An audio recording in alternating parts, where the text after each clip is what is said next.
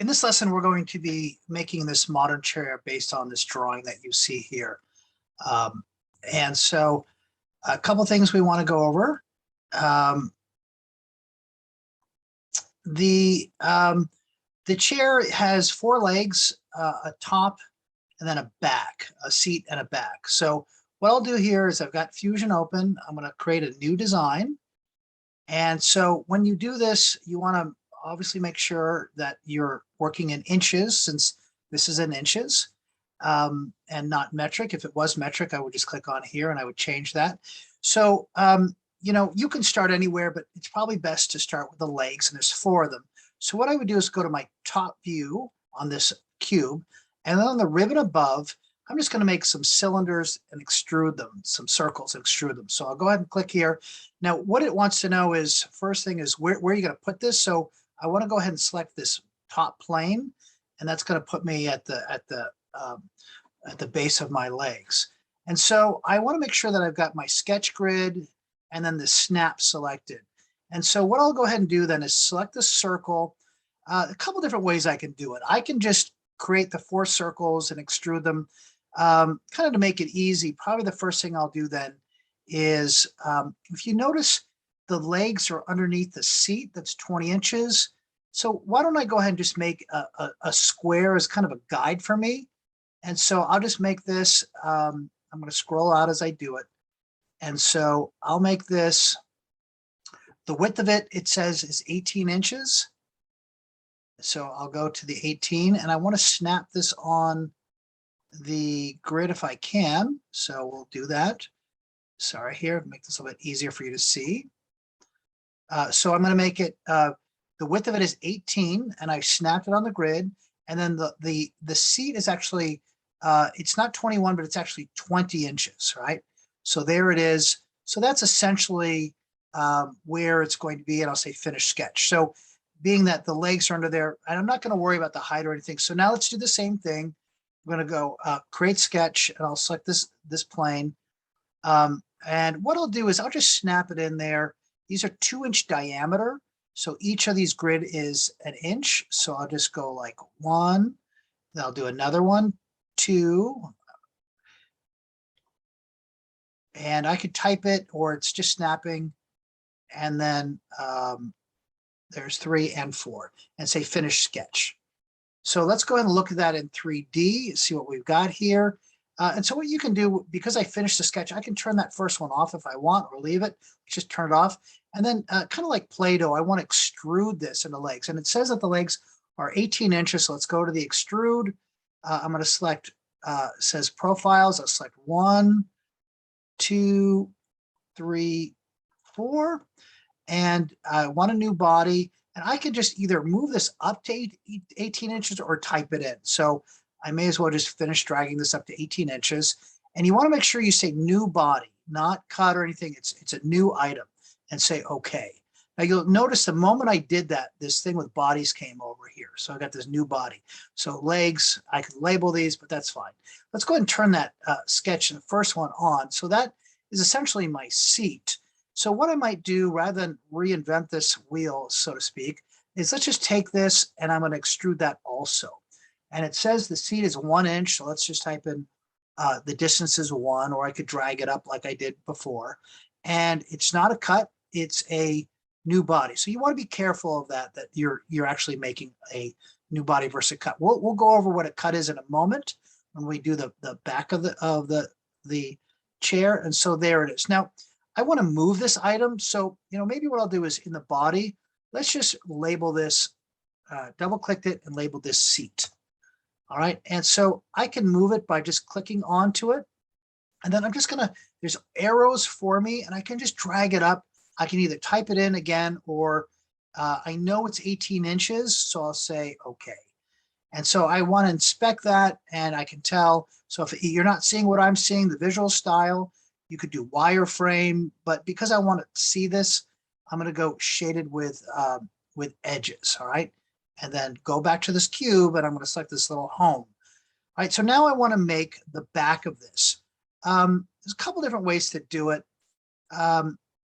So probably the fastest way, honestly, is to go to the back And what I'll do then is go, again, I'll say create sketch.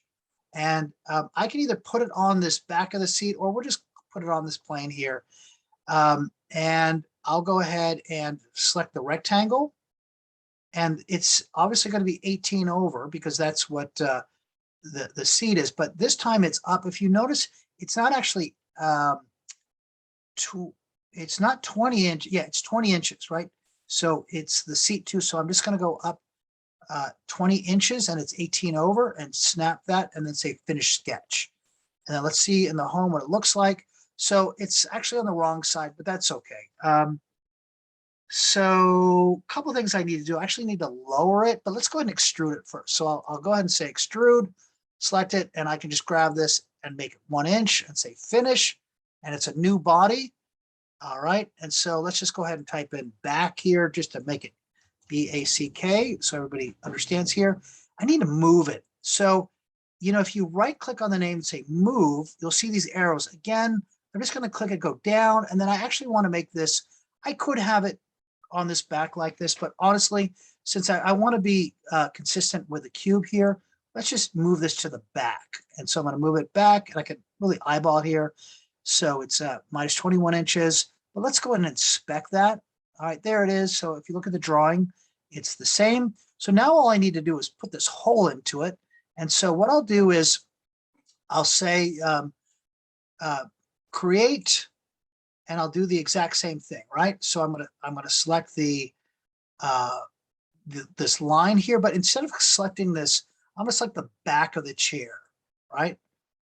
And I'll select that, and then I'll say the circle, and I know that it's the center there because there's a triangle. But what I'll do then is I'll move this down 1, 2, 3, 4. That's the grid, so 4 inches. That's the center. And then the diameter, I could type it in, but I also see it's 4. So I'll snap that there. Now, what I want to do is say finish sketch. Now, I might not see it. So let's go home here. It seems to have disappeared on me. Let's see what's happening. So if it disappears on you, let's go to visual style, wireframe. And where did it go? That's not good. Let's try that one more time. Not sure where it went. I'll select the back here. That's where I want to put it. And let's try that one more time.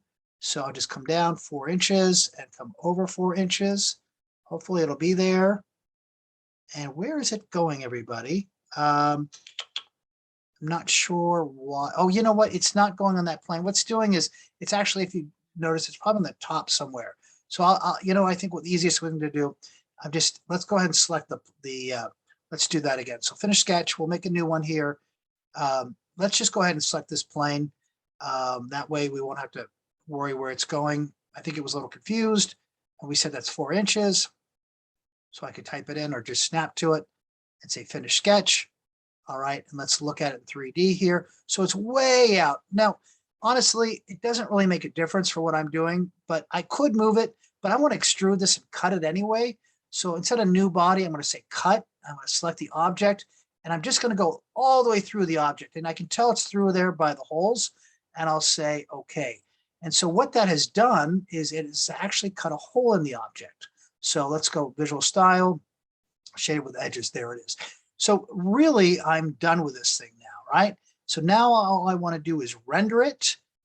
So I want to save it. Let's go ahead and save this. So you'll save it as, I'm going to call this my modern chair.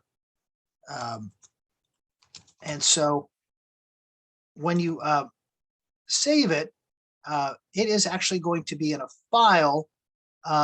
You can create a file in your location. This is my folder I pre-made here and save it. Now, so if I wanted to go find it, I would click on this, these 9 cubes here, and I would go find my folder where I put it in, right? So I know I'd have to dig around here. I've got a lot of work here, but I'm going to go ahead and hide that, but it should be there. So now let's go to the render option. And so when you render it, first thing I want to do is pick a material. You could actually just do a color, but I want to go ahead and do something out of wood. So I'd come down here, find the wood, and you just want to play around with it. Let's try oak. Let's just see what that looks like. No, I didn't want to do it like that. What I want to do, Control Z, try that one more time. I just want to select one of them. There we go. So let's do, let's try bamboo. It's half the fun is just playing around with these things, right? Bamboo. You can have a lot more control, honestly. We're just going to do the back. Now let's do the legs. You could do wood. I could do plastic, you know, whatever you want to do. Kind of the thing is you're thinking about contrast as you do this. I have no idea. This is like a plastic here. Let's see, maybe a metal would be better. I don't think I really want to do a stone in this application. So let's find metal. So steel, stainless. Let's just try. I don't think I've used nickel. Let's try what that works. You know, you could do chrome. The thing with chrome is you really need put an environment where there's a lot of reflection, but this is fine. And if you don't see download material, sometimes you have to download it. Make sure that if it's not there, it might need to download.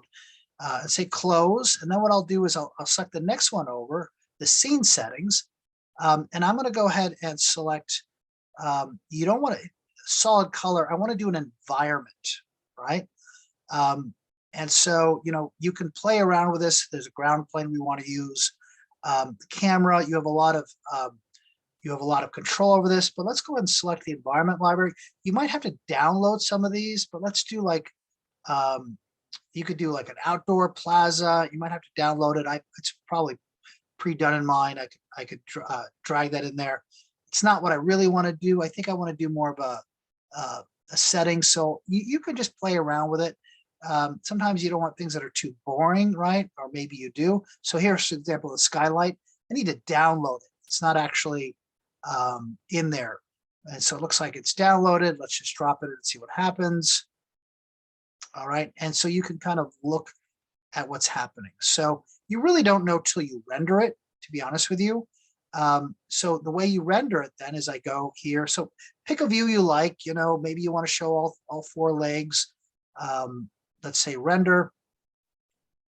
And you don't want to do a cloud rendering. I mean, you can, it just takes longer. Typically, if you've got a modern computer, now if you're using an old computer, you might want to do a cloud rendering. It just takes a little longer. And I'm just going to, you know, you've got a lot of options here.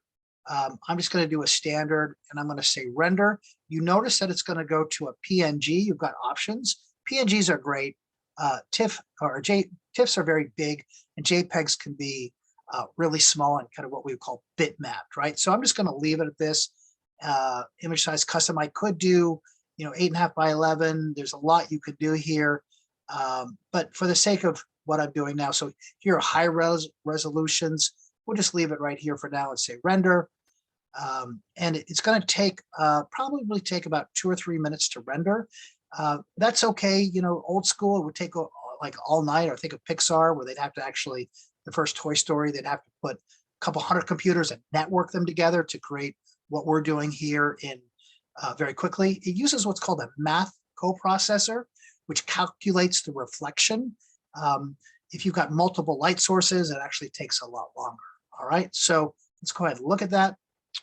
And there it is. Now, again, you know, as a designer, I probably want to play around with this a little bit more. You know, my bottom, this leg's cropped and maybe it doesn't have enough contrast, but for this lesson, it's fine. And let's go ahead and download this. And you want to download it because this is typically what you would be presenting. So maybe I'll just put it on my my desktop or downloads and call this my Smith's. I put your name and then modern chair. All right.